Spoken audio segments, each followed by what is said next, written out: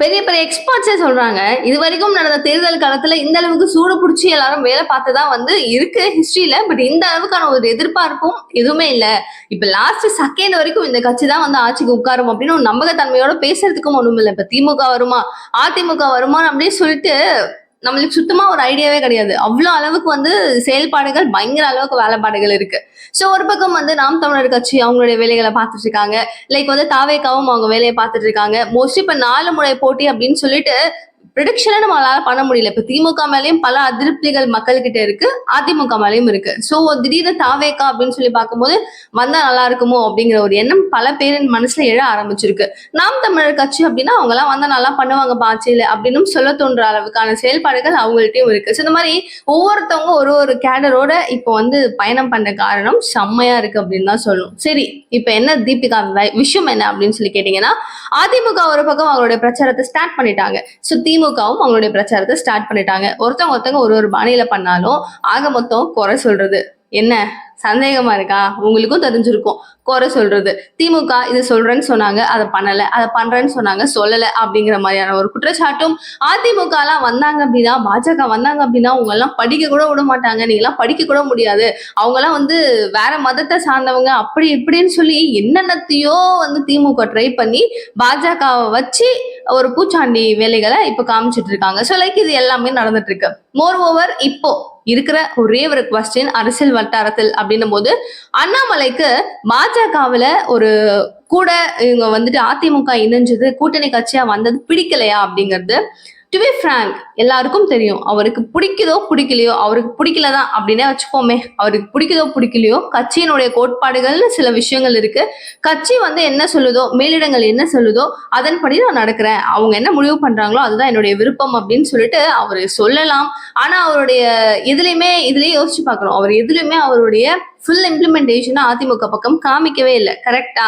So அவர் எந்த விஷயங்களையும் அந்த அளவுக்கு டெப்தா உள்ள இறங்கி அவங்களுக்காக வேலை செய்யணும், அவங்களுக்காக பண்ணணும்னு அவர் வரவே இல்லை.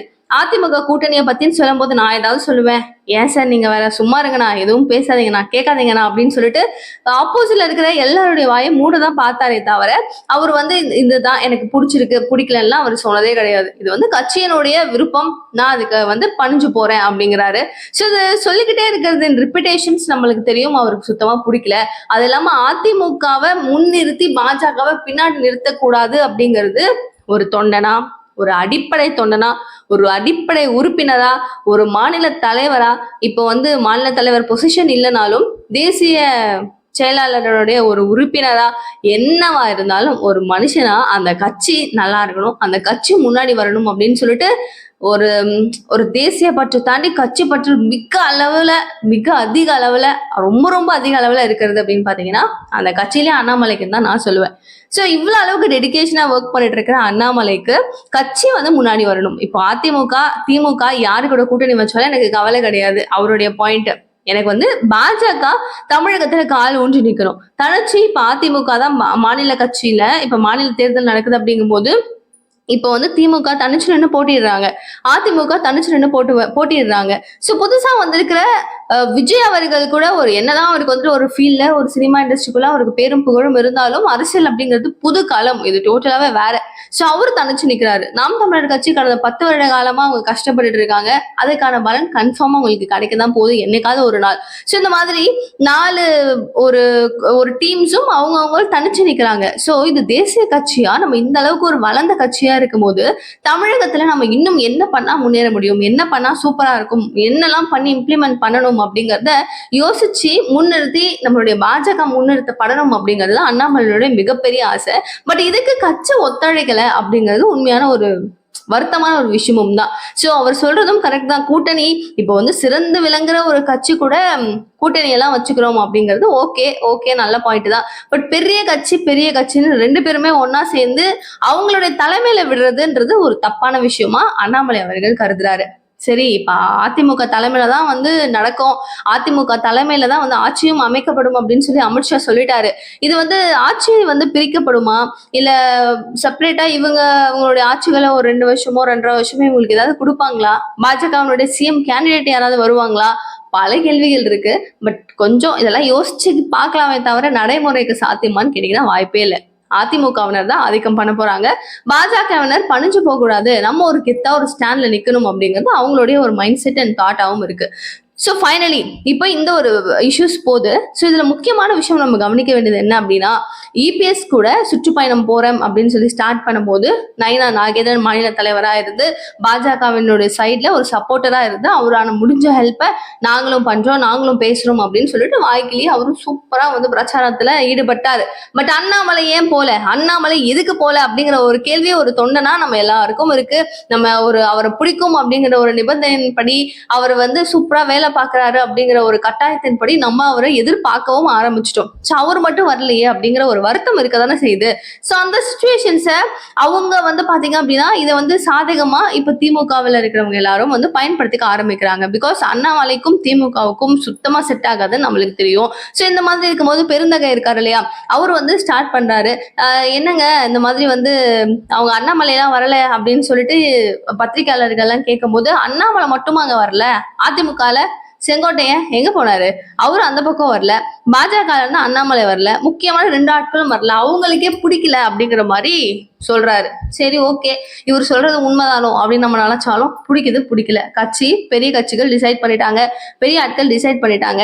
இப்ப யாரு வின் பண்ண போறது, நம்மளோட எஃபர்ட்ஸ் எவ்வளவு கொடுக்க போறோம் அப்படிங்கிறது முக்கியம்னு நினைக்கிற நேரத்துல நயினார் வந்து லூஸ் டாக் வேற ஒண்ணு விட்டுட்டாரு. 2026 தேர்தல் நம்மளுக்கு முக்கியம் கிடையாது, 2029 தான் முக்கியம் அப்படின்னு சொன்ன அந்த ஒரு வார்த்தை எல்லாரையும் குத்த ஆரம்பிச்சிருச்சு. கிட்டத்தட்ட 18% அளவுக்கு நாங்க வந்து ஓட் போட்டிருந்தோமே கடந்த வருஷம்லாம், அப்ப அதெல்லாம் எங்க சார் போறது அப்படின்னு சொல்லி கேள்வி கேட்கும் வகையில பல ட்விஸ்ட் அவர் ஏற்படுத்திட்டாரு. சரி, இவங்களுடைய பிரச்சனைகள் எப்பவுமே பிரச்சனையா தான் போயிட்டு இருக்கும். அது மட்டும் இல்லாம இப்ப செல்வ பிறந்தகை அவர்கள் கேட்கிற ஒரு கேள்வி என்ன அப்படின்னு சொல்லி பாத்தீங்கன்னா, அதிமுகவுல முக்கியமான ஒரு நபர் அப்படின்னு சொன்னா அது அண்ணா, அண்ட் திமுகவுல பெரியார், இந்த மாதிரி முக்கியமான கட்சிகளுடைய கொள்கை தலைவர்களா இருக்கிற சில நபர்களை ஒரு குறும்படம் போட்டு முருகன் மாநாட்டுல கொச்சைப்படுத்திருக்காங்க. சோ மேடையில அதிமுகவினர் அமைதியா எதுக்காக மௌனமா இருந்தாங்க, கட்சியினுடைய மானத்தை அடகு வச்சுட்டாங்களா அப்படின்னு சொல்லி திமுக தரப்புல பெரிய தலைகளே கேட்டாங்க. சோ செல்வ பிறந்தகையும் அதே கேள்விகளை கேட்கிறாரு. நீங்க எல்லாம் கூட்டணி வைக்கலையா, உடனே நீங்க வந்து எங்களுடைய கூட்டணி தலைவர்கள் அவங்கலாம் கூட்டணியில இருக்கிறவங்க அவங்களாம் நாங்க எதுவும் பகச்சிக்க முடியாது அப்படின்னு நினைச்சீங்கன்னா, நாங்களும் தான் சார் கூட்டணி வச்சிருக்கோம், நீங்க நினைக்கலாம் நீங்க மட்டும் கூட்டணி வைக்கலாம் நாங்கெல்லாம் வைக்க கூடாதான்னு சொல்லி, நாங்க கூட்டணி வச்சதுக்கு காரணம் இருக்கு அப்படின்னு சொல்லிட்டு அவர் சொல்றாரு. கேளுங்க. சோ திமுக காங்கிரஸ் கூட கூட்டணி வச்சதுக்கான முக்கிய காரணமா அவர் சொல்லப்படுற விஷயம், இதெல்லாம் ஒரு வந்து எங்களுக்கு பிரச்சனை, இதெல்லாம் எங்களுக்கு கண்டிஷன்ஸ் அப்படின்னு சொல்லி அப்ளை பண்ணி சைன் வாங்கிட்டு தான் அவங்க கூட்டணியா அமைச்சாங்களாம். முக்கியமான விஷயம், பாபர் மசூதி இடிக்கவே கூடாது, சிறுபான்மையினரை எந்தவித சூழ்நிலைகளையும் அவங்கள தவறா பேசுறதோ தவறா வழி நடத்துறதோ இருக்கவே கூடாது, சிறுபான்மையினர் கஷ்டப்படக்கூடாது அப்படிங்கறதெல்லாம் வந்து பேசி தெளிவா கண்டிஷன்ஸா போட்டு அப்புறமா தான் வந்து அவங்க கூட ஒரு கூட்டணியை அமைச்சதா சொல்றாரு செல்வ பெருந்தகை. சோ இப்ப நாங்க வந்து ஒரு சில கிரிட்டேரியாஸ் எங்களுக்கு இருந்தது. ஆஸ் லைக் உங்களுக்கு என்ன கிரிட்டேரியா வச்சிருந்தீங்க, நீங்க என்ன கண்டிஷன்ஸ் போட்டுங்க நீங்க போய் அதிமுக போயிட்டு பாஜக கூட கூட்டணி வச்சீங்க அப்படின்னு கேக்குறாரு. சோ இந்த கேள்விக்கு அவரே ஒரு பதில் சொல்றாரு. நீட் வந்து மக்கள் பல பேருடைய உயிரை வந்து எடுக்குது, அதனால வந்து நாங்க நீட்டை வந்து ரத்து பண்ண போறோம், இல்ல ரத்து பண்ணிடணும் அப்படின்னு சொல்லி ஒத்துக்கிறீங்களான்னு சொல்லி கூட்டணி அமைச்சாங்களா, இல்லைன்னா வந்து கல்வித்துறையில நிதி வந்து 2350 கோடி அளவுக்கு அவங்க கொடுக்கணும், சோ அது ஏதாவது கொடுப்பாங்க அப்படின்னு சொல்லிட்டு நீங்க கூட்டணி அமைச்சீங்களா, மக்களுக்காக நீங்க என்ன ஒரு உதவி நடக்கும், என்ன ஒரு நல்ல விஷயம் நடக்கும்னு சொல்லிட்டு அந்த கட்சி கூட கூட்டணி வச்சிங்க அப்படிங்கிற ஒரு கேள்வியை கேட்கிறாரு. சோ சூப்பரான ஒரு கேள்வி அப்போஸ்ல இருந்து வருது. நம்மளுடைய யாரு பத்திரிகை நண்பர் ஒருத்தர் கேட்கிறாரு, சார் நீங்க நீட்டை வந்து நீங்க தானே சார் ஃபர்ஸ்ட் எடுத்துடுறோம், நாங்க வரோம் ஆட்சியை பிடிக்கிறோம், முதல்ல எங்களுடைய கையெழுத்தை நீட்டை எடுக்கிறதா தான் இருக்கும் அப்படின்னு சொன்னீங்க, இப்ப ஏன் நீங்க அதிமுக பக்கம் திருப்புறீங்க அப்படின்னு சொல்லி அவர் கேட்கிறாரு. சோ இந்த கேள்விக்கு அவர் சொல்ற பதில் என்ன தெரியுமா, அப்பெல்லாம் நீங்க கேட்க கூடாது, அந்த காமெடியில வர மாதிரி அதை ஏன் நீ கேட்கிற, நீ ஏன் கேட்கிற அப்படின்னு சொல்லுவார்ல பிரகாஷ் ராஜ், அதே மாதிரி அவர் சொல்றாரு, ஒரு ஒரு ரிப்ளை எக்ஸ்பிளனேஷன் கொடுக்குறாரு. சோ ஒரு விஷயம் நடக்குது, ஒரு மாநிலத்துல ஒரு முதலமைச்சரா இருக்காரு அப்படிங்கும் போது பரிசீலனை பண்ணி இதெல்லாம் நடக்கும் இதெல்லாம் நடக்காது இதெல்லாம் முக்கியம் அப்படின்னு சொல்லி எல்லாரையும் கூப்பிட்டு வச்சு ஒரு மீட்டிங்கா போட்டு பேசி டிசைட் பண்ண ஒரு விஷயம், ஒரு தீர்மானமா ஒண்ணு எடுக்கிறாங்க அப்படிங்கும் போது அந்த தீர்மானத்தினுடைய, அதாவது கிட்டத்தட்ட சட்டம் நிறைவேற்றப்பட்டது அந்த மாதிரி தானே, ஒரு தீர்மானத்தை எடுத்து இது வந்து நெக்ஸ்ட் ஆளுநர் கைக்கு மூவ் பண்றோம், அவங்க பார்க்கணும் படிக்கணும் இதை பத்தி ரியாக்ட் பண்ணணும் அப்படின்னு சொல்லி பார்த்தா என்னன்னு கூட அவங்க கண்டுக்கல, நீட்டை வந்து ரத்து பண்ணணும் அப்படின்னு சொல்லி நாங்க தீர்மானமா அமைக்கும் போது அவங்க என்னன்னே கண்டுக்கல, அப்ப அவங்க வந்து மக்கள் சாகணும், மக்களுக்கு என்ன நடந்தா எங்களுக்கு என்னன்னு சொல்லி அவங்க அசால்ட்டா இருந்தா நம்ம என்ன பண்ண முடியும், நாங்க முடிஞ்ச அளவுக்கு இம்ப்ளிமெண்டேஷன் பண்ணிட்டோம், அதை செயல்படுத்த வேண்டியது அவங்க பண்ணல அப்படிங்கிறாரு. இது எந்த விதத்துல அவரு சொல்றது கரெக்ட்டு? அதோட முடிஞ்சிருச்சு அவரோட இன்டர்வியூவே. சரி பாய் அப்படின்னு சொல்லிட்டு கிளம்பிட்டாப்ல. பட் யோசிச்சு பாருங்க. செய்ய முடியாத சில வாக்குறுதிகள் தான் குடுக்கணும். மக்களுக்கு இது இவ்ளோ பெரிய டேஞ்சர குடுக்கும் அப்படின்னு தெரிஞ்சு, இதுலருந்து விடுபட்டா நல்லா இருக்கும் அப்படின்னு ஏங்கக்கூடிய ஒரு விஷயத்த ஒரு வாக்குறுதி உள்ள எடுத்துக்கிட்டு போயிட்டு, அதற்கான ஒரு எக்ஸ்ப்ளனேஷன அவரு குடுத்த விஷயம் ஏற்றுக்கொள்ள முடியாது அப்படிங்கிற ஒரு சூழலுக்கு தான் இப்போ செல்வ பெருந்தகை தள்ளப்பட்டிருக்காரு. ஸோ இந்த மாதிரி பாஜகவுக்கும், அதிமுகவுக்கும் கூட்டணி வச்சதே சரியில்ல அப்படின்னு சொல்லி பல பேர் விமர்சிக்கும் இந்த ஒரு நேரத்தில், கரெக்ட்டா அண்ணாமலை அவர்களும் ரொம்ப கெடுபிடியா அவங்களுக்குள்ள போகாத இந்த சிச்சுவேஷன்ஸ்ல எல்லாரும் வாய்க்கு வந்தபடி பேச ஆரம்பிச்சிருக்காங்க. அது மட்டும் இல்ல, நான் ஒரு தனி மனிதன், நான் யார் கீழவும் வேலை பார்க்கல அப்படின்னு சொன்ன அண்ணாமலையோட அந்த ஒரு ஸ்டேட்மெண்ட் இப்ப அரசியல் களத்துல ஒரு பெரிய இம்பாக்ட கிரியேட் பண்ணிருக்கு. அவருக்காக எதுவுமே கொடுக்கல. தனி கட்சி ஆரம்பிக்க போறாரு, விஜய் கூட சேர போறாரு, விஜய் வீட்டு வாசல்லே விட போறோம் எடுத்துட்டு போயிட்டு என்னென்னவோ பேசினாங்க. ஜீரோ. ஒரு நான் லாஸ்ட் வீடியோஸ் சொல்லியிருந்தேன். தங்க முட்டை போடுற ஒரு வார்த்தை எப்படி பாஜக இழக்கும்? இவர் எவ்வளவு பெரிய ஒரு பர்சன், எந்த அளவுக்கு ஒரு ஆளுமை திறமை இருக்கு அவருக்கு அப்படிங்கறத கண்டுபிடிச்சு விதையா விதைச்சுதான் அவங்க வந்து பாஜக மாநில தலைவர் அப்படிங்கிற ஒரு பொறுப்பே ஃபர்ஸ்ட் கொடுக்குறாங்க.